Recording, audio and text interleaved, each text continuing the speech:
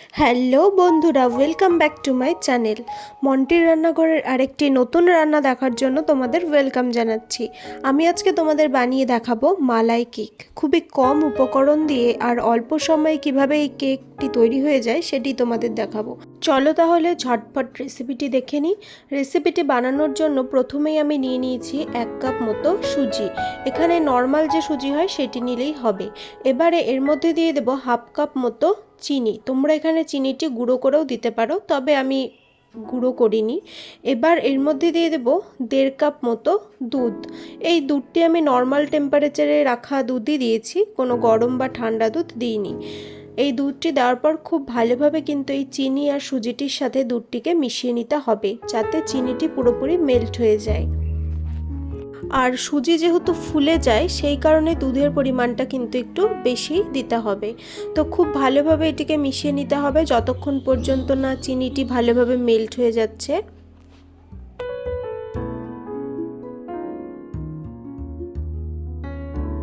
আর দেখো চিনিটি কিন্তু পুরোপুরি মেল্ট হয়ে গেছে।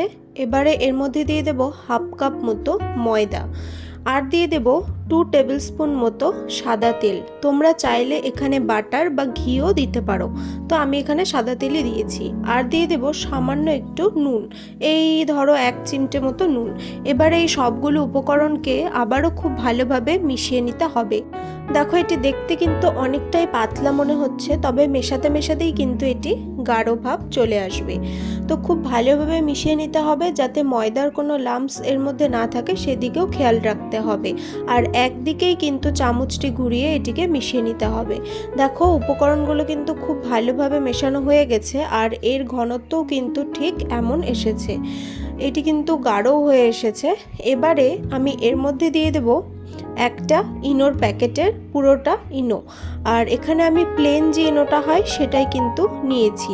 এবারে ইনোটা দেওয়ার পর আবারও খুব ভালোভাবে এটিকে মিশিয়ে নেব। এই ইনো দেওয়ার পর এটিকে মেশানোর সময় দেখবে এই সুজিটি কিন্তু অনেকটা ফুলে উঠবে, মানে অনেকটা এটি কিন্তু ফ্লাপি ভাব চলে আসবে। তো এইভাবে কিন্তু একই দিকেই ঘুরিয়ে ঘুরিয়ে এটিকে খুব ভালোভাবে মিশিয়ে নিতে হবে।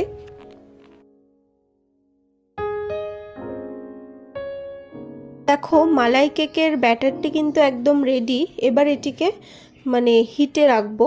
তার জন্য দেখো আমি এই ব্যাটারটিকে একটি কড়াইয়ের মধ্যে নিয়ে নিয়েছি, আর এই কড়াইটিকে একটি ফ্রাইং প্যানের ওপরে বসিয়ে দিয়েছি। এবারে ভালোভাবে এই কড়াইটিকে আমি ঢেকে দেব।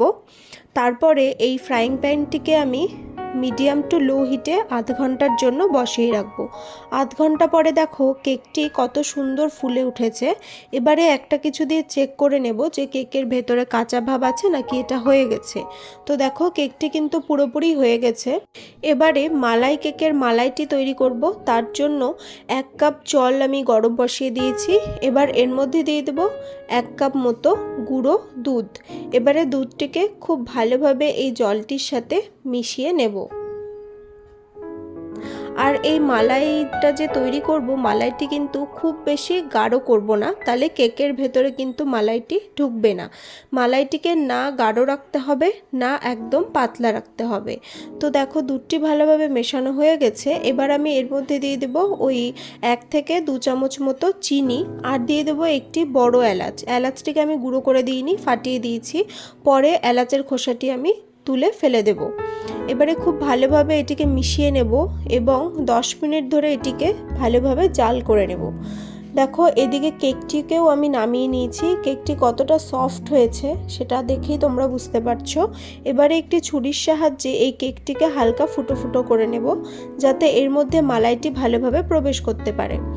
আর এই কেকের ওপরে কিন্তু আমি কিছু ড্রাই ফ্রুটস গুঁড়ো করে দিয়েছি, কাজু কিশমিশ এগুলোই।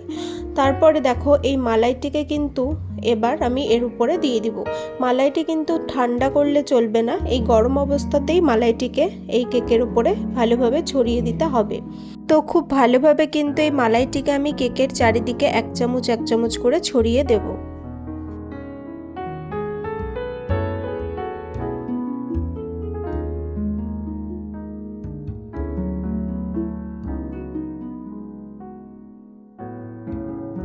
মালাইটি কিছুটা পরিমাণ কেক অ্যাবজর্ভ করে নেবে আর কিছুটা পরিমাণ কিন্তু কেকের বাইরে এরকম ভেসে থাকবে।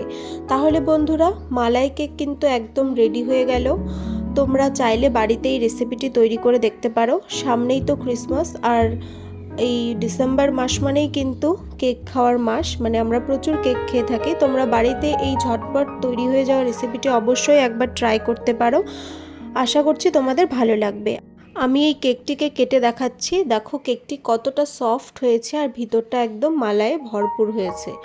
তো আমার এই রেসিপিটি যদি তোমাদের ভালো লাগে অবশ্যই ভিডিওটি লাইক করবে, শেয়ার করবে এবং চ্যানেলটিকে সাবস্ক্রাইব করে পাশে থাকবে।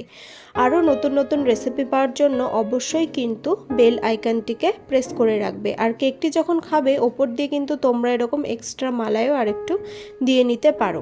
এটা অপশনাল, যারা মালাই দিয়ে খেতে চাও তারা মালাই দিয়ে খাবে, আর যারা নর্মাল খেতে চাও তারা নর্মালি খেতে পারবে।